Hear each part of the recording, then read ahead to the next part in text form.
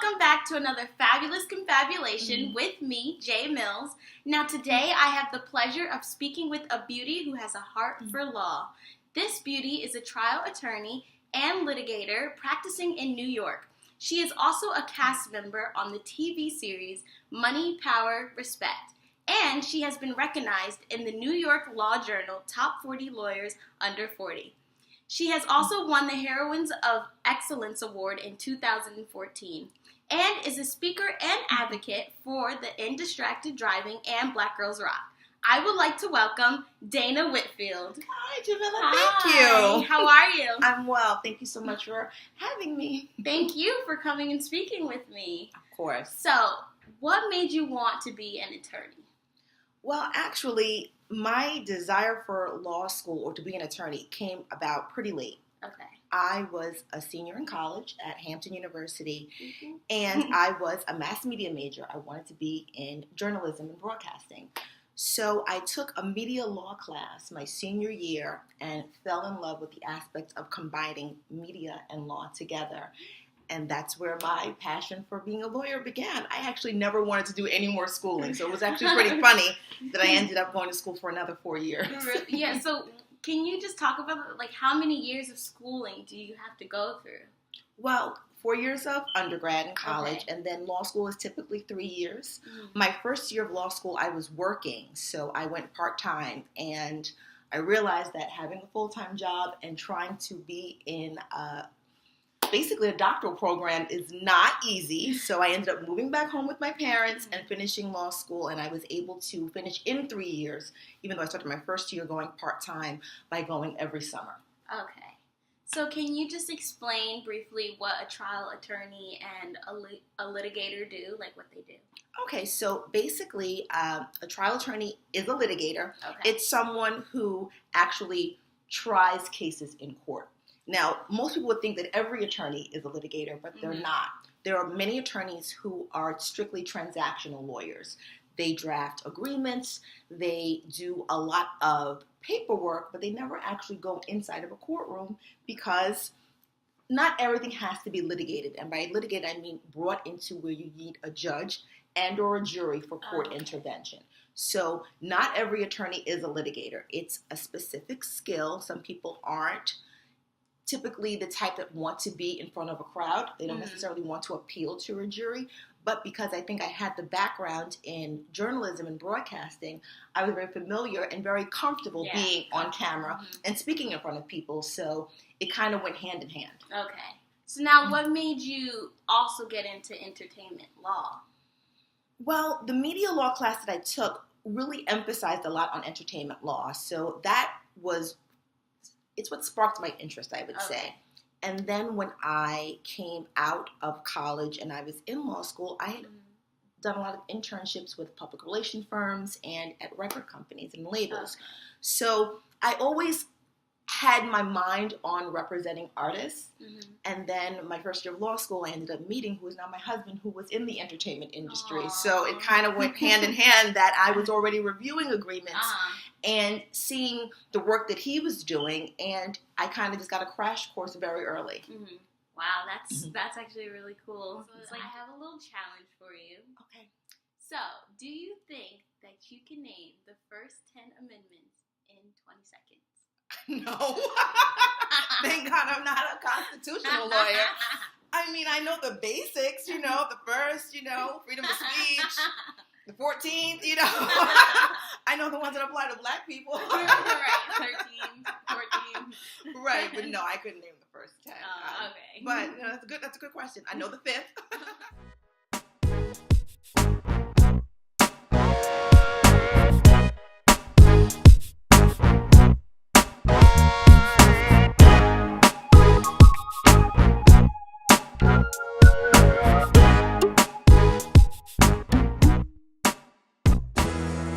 So, speaking of amendments, can you just explain to the beauties why it's important for them to know their rights?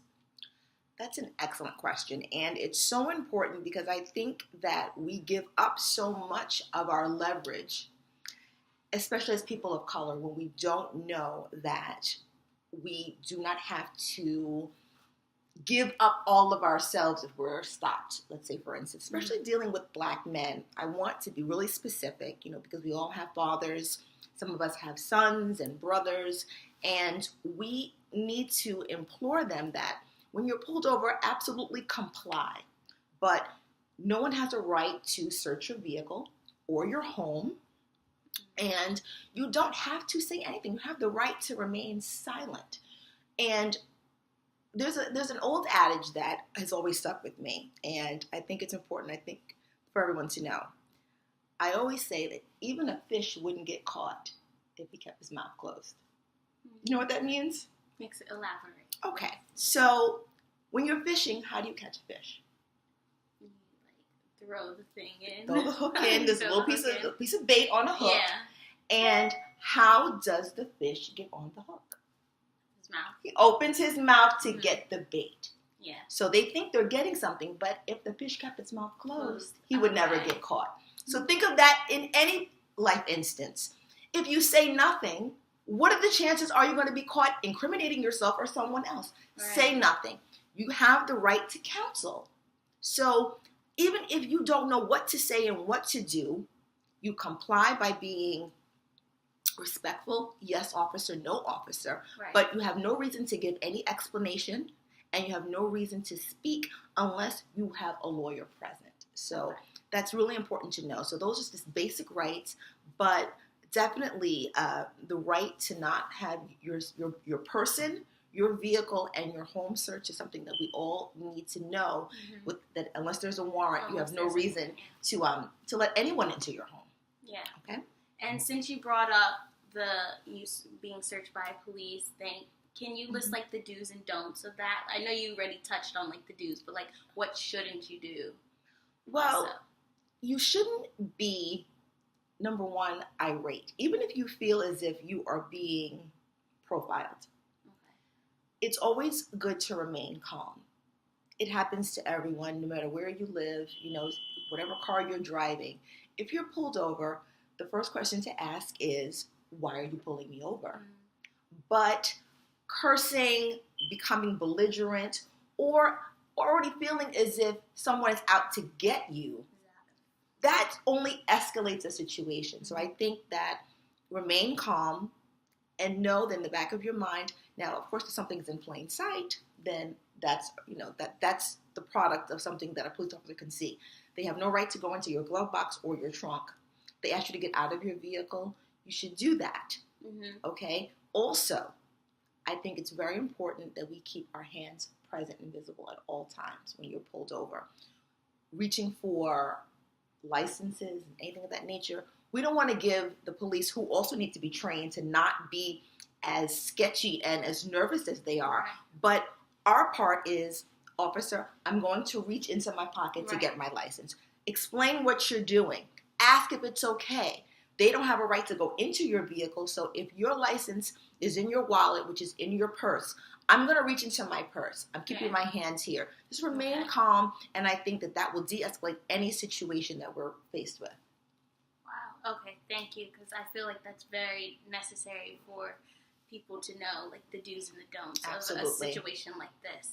So now, can you tell us what do you consider your biggest accomplishment? Well, my biggest accomplishment is being a mom. I have a daughter. She's now a freshman in college, and seeing how she has blossomed, and it was actually really hard to see her go. She's in Virginia now. She actually goes to my alma mater, so I'm happy that she's there. But, it's my one child, so she's still like a baby to me. But my biggest accomplishment is seeing that she is reaching her goals, doing extremely well in school, and is a genuinely nice person. We're here to cultivate human beings to be the best that they can be. Not to be carbon copies of ourselves, but to be better. And I think that I've succeeded in making sure I have a well-adjusted, God-fearing, and genuinely empathetic and caring human being. So that's my biggest, that's where I pat myself on the back. Good job. So now, what would you say is the most challenging about being an attorney? Managing your clients and your caseload. And I know that is something that I strive to do better with, because although I've represented and advocated for, at this point, thousands of clients, it's my job to make them feel as if they're not one of a thousand. That it's just them. And no matter how busy or how difficult it can be, I have to remember that I might do this every day, but they don't. This is their one case, and they want to feel as if they're a priority to you. Right. And I think that that's extremely difficult, because we're all busy. We all have our own personal lives as well. But I have to be more mindful that they've maybe never gone through this before. Right. So this experience for them, and no one is in litigation because they're happy to be there. It's already a stressful situation. Right. Now, I personally only do civil matters. I only deal with people either trying to get money they feel they deserve or get their money back. Okay. I don't deal with any sort of criminal law or family law, for that matter, because I feel that it takes a different type of attorney to be able to deal with someone's livelihood. The worst that can happen to one of my clients is they lose some money. No one's going to jail. No one's losing a child. And I think that in family court, there are no winners. And a lot of times, especially with criminal actions, being a person and being a woman of color, I would find it difficult to represent someone that if I didn't know if they were guilty or not. Okay. Because everyone is entitled to counsel whether you disagree or not. Right. So it would be hard for me to be a prosecutor, and also be hard for me to be a defense attorney. Okay. So I think I picked what's best for me, and that's dealing with just civil matters. Yeah, so you just chose something that you're comfortable with. Of course, because you're dealing with people's lives. Yeah. And if you don't feel that you have, I have a heart. I wouldn't want to see, someone, be in a position where they are incarcerated and away from their family. And I also wouldn't want to have someone who was guilty of committing something heinous be free on the street to do it again. So I stick to my lane. Okay, so is it okay for me to ask who are some of your clients that I might know? I want to see if I know some. Well, I don't know if you're going to know them, because there is an age difference here.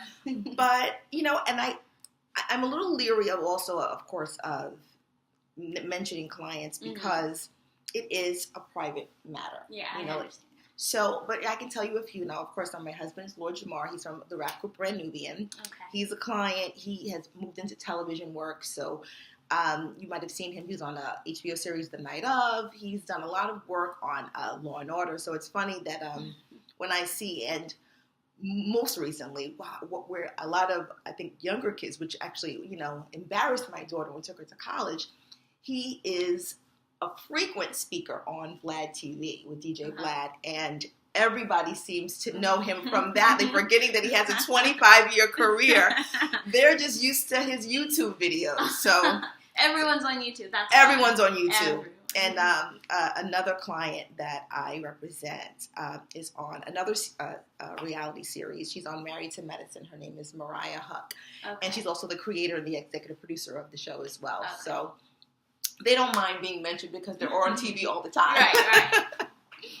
Now, so speaking of TV, you are on the show Money, Power, and Respect. So can you just tell the beauties what that show is about? So Money, Power, Respect is on WeTV. Okay.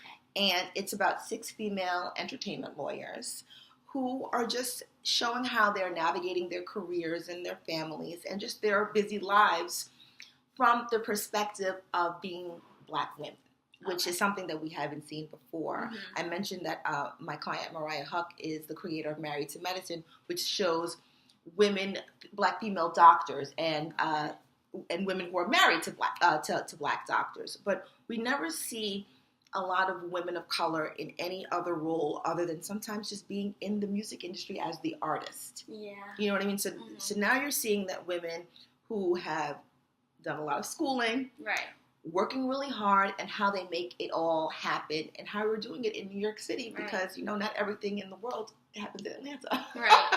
And that is definitely important that people see that other side, because it's always that other side. We always see the dancers and the models, and there's nothing wrong with that. Other reality shows. But you can see that, you could be just as beautiful and just as positive and have the nicest shoes and bags, and you don't necessarily have to be doing something where maybe your parents wouldn't be proud. Right. You know what I mean? And Let's keep it at that. let's just keep it at that. You don't have Yeah. to always do things that aren't as, I won't say prestigious, but show that, you know what, sometimes going to school and being smart and working hard, it might not be for everybody, but for those Right. that are doing that, highlight that as well. Right. Show them some credit. Yeah. Give them some credit. Absolutely. So you are also an AKA, which is an Alpha Kappa Alpha, and can you just explain like what it is? Sure. So I'm a member of Alpha Kappa Alpha Sorority Incorporated. It is the first Black Greek letter organization for women. We call ourselves the first and the finest. We were founded in 1908, and it was founded on the campus of Howard University. Now, I went to Hampton University, and I just celebrated my Silver Star anniversary, so that means I've been in the sorority for 25 years, which I can't even believe sometimes. But what I love the most about being in a sorority, of course, the sisterhood and the camaraderie, but it's also the fact that we provide a service to all mankind and to our communities. Now, I just went down to Hampton for our homecoming weekend. Yeah. And what we did, while we wanted to, of course, have a welcome reception and have good times and go to the parties and get dressed up and wear our colors, which are pink and green, we also added a community service aspect. And we spoke to young ladies at the Crittenden Middle School in Newport News, Virginia, about social media and bullying and about, just maintaining a positive social media presence. Definitely. Not to bully, and also not to feel pressure to get likes.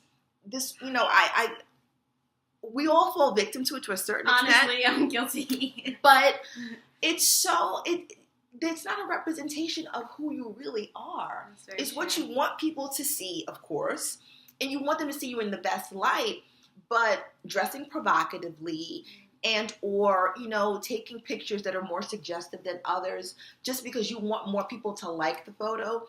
This is a trap you don't want to fall into, because when I was coming up, we didn't have social media. Right. So I didn't have to worry about an employer clicking on a profile and seeing what I posted from last week or last year. These images, I know everyone thinks that Snapchat, it disappears, but it doesn't. It doesn't. And it follows you. Mm-hmm. And I've seen more than enough stories and read more than enough articles about people who have been expelled from schools, had their college applications and admission process rescinded because of things that they were putting out on social media that don't speak to the character of what an institution wants you to have. Right. So just be careful about how you portray yourself. So I think that was one of the highlights of the weekend, was because I really think that we really spoke to a lot of young ladies. They were all about 11, 12, no more than 13. And I think that that's something that's going to stick with them. Mm-hmm. Yeah. Because social media is definitely playing, like, a big role in our generation. You can't, when you sign up for, a modeling agency, they're always like, how many followers do you have Absolutely. on Instagram now? And it's like, your social media presence speaks volumes about who you are, because it's instant marketing. Right. You're marketing yourself to thousands, sometimes millions of people. Right. So just remember about how you're marketing yourself, because everyone looks at it, and it can be a great thing, a great tool to reach the masses.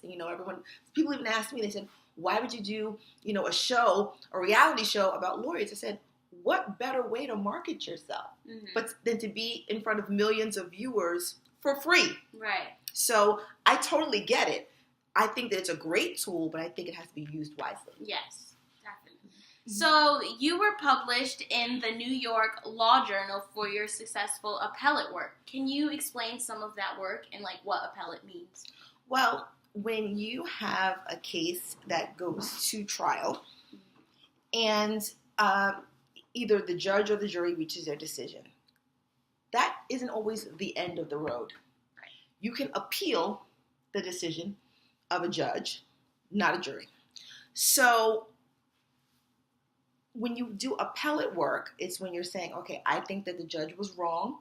I think the decision reached was, incorrect for whatever reason. Maybe the judge didn't have all of the facts at the time. For any specific reason, you can actually appeal to a higher court. Mm-hmm. So in this particular instance, I had a case where I did believe that the decision that was reached by the judge was wrong. I did the appellate work myself, which I don't recommend. It was wonderful that I won and that it was published, but there are appellate attorneys, and they're paid very well because it is an excruciating process, down to the font size of your type and the amount of pages and how it's bound and how it's presented. It is very, very labor intensive. I didn't know what I was getting myself into, so that is probably legally one of my greatest accomplishments, that I was able to do it myself and actually win. And the decision was, and like I said, like, I'm only dealing with people and their money, but still, when you set a precedent, now others who come behind and have a similar issue, they don't have to worry about, well, will the judge throw my case out because I don't have this, that, and the other. Now there's been a precedent set that certain insurance companies have to abide by certain rules, and they have to do things and help the people who are spending their money every month for insurance, and they can't now just be denied because of an accident or whatever it is. So that actually was one of my greatest accomplishments legally, but only because I was just ready to pull my hair out when I was done. Yeah, well, hard work pays off. Absolutely. Okay, so besides AKA, are you part of any other organizations? I'm in a few other law-based organizations.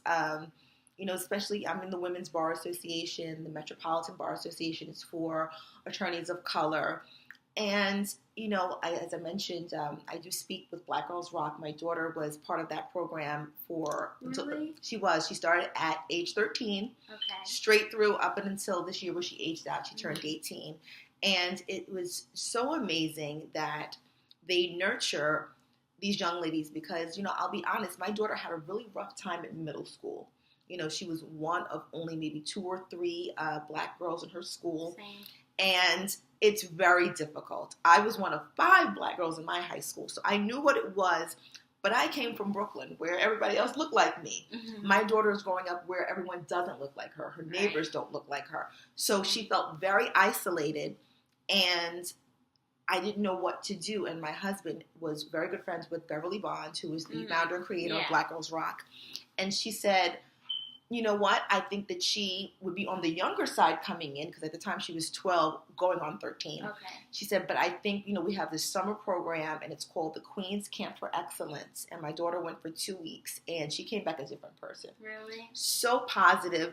She just really, and this is not just girls who are in the United States. She has friends now that live in England, in South Africa. That's good. And they just nurture and they hold on to these girls, and no matter what, Black Girls Rock will always get a donation from me because they really do help young women become the queens that they already are. Right. And I went to the Black Girl Rock Awards this August. Did you? And I was it was so inspiring. It is. It really is. How old are you? Crazy. I'm 16. Okay, if you can get in for this summer, they have for next summer. You really should go. Now it's gone. It's gone from being a 2-week camp to now something like a 4-day. A 4-day leadership conference. My daughter did that the summer before last, and it's still, they have great speakers. You'll have so many women. I think they had Misty Copeland come and talk to them at one point. Deborah Lee, the chairman of BET. Yeah, there's so many positive role models, and it's a phenomenal program. So if you definitely have the time next summer, you should definitely try to do it, okay? Yes. Where do you see yourself in the next 5 years? Well, hopefully in the next 5 years, I'll have built my practice even more, and I will be able to be in different states. Right now, I'm only licensed in New York. I practice in both federal court and in state court, but I do want to broaden to LA. And also, as close as New Jersey, just because it's just right over the bridge, and I can actually, help more people. But I think that I'd like to see my practice grow more on statewide. Okay. And now, do you have any last advice for the beauties that you would like to share? Okay, so my last advice for the beauties is to just remember that you're beautiful, you're smart, and stay focused. Whatever it is that you want to do, nothing happens overnight. I know a lot of times we see the hashtag goals, and we're talking about, you're seeing the finished product, but you don't know what it took to get there. And I've been practicing for 16 years. So I didn't just pop up and get a show about my career based on me getting out of law school, a year ago. It took me 15 years to build up my clientele and my practice. And, you have to put in the work. And there's a lot of sleepless nights and there's a lot of times where you feel like you want to give up. But just know that everything comes to fruition when it's supposed to. Mm-hmm. And trust the process and just stay focused. Yeah. And it must have been hard being like a woman, especially like a woman of color trying to get through this business. Oh, absolutely. I mean, everyone thinks that, well, I wouldn't say everyone, but there were more than enough times, especially with me being a litigator and me walking into court, where someone asked me if I was lost, if I needed help. Mm-hmm. You know what I mean? Not even in a mean way, but just very condescending, thinking that as a woman, I must either be the court reporter, I wouldn't be the attorney. Clients do it sometimes too when they meet you for the first time. I mean, I have a name that's very ambiguous. Dana Whitfield. You don't know if I'm going to be black or white or male or male or female. So when they see Dana Whitfield and then they meet Dana Whitfield, they're like, oh. And then there's also something that we have to remember, which is ageism. I've had to tell more clients than I should how many years experience I have because they assume that I'm much younger than I am. So there's a plethora of things that you have to go through, but this is your fight and it's your dream and whatever it is you want to do. Once it gets to the point where they're going to know who you are before you even have to introduce yourself. So just keep at it. Right. And all those times, all those problems, you still have to push through. Absolutely. Push through is the goal. Okay? So thank you so much, Dana, for coming and talking to me. I really appreciate it, and I feel like I learned a lot. I'm glad. So before you go, I do have a gift for you. You can open it. Oh, thanks so much.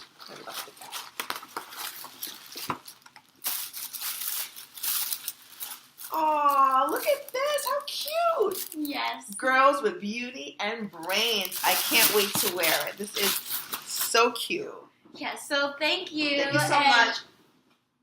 Pleasure meeting you. Remember, Beauties, that she is a woman with beauty and brains, and so are you. So bye. Bye, everybody.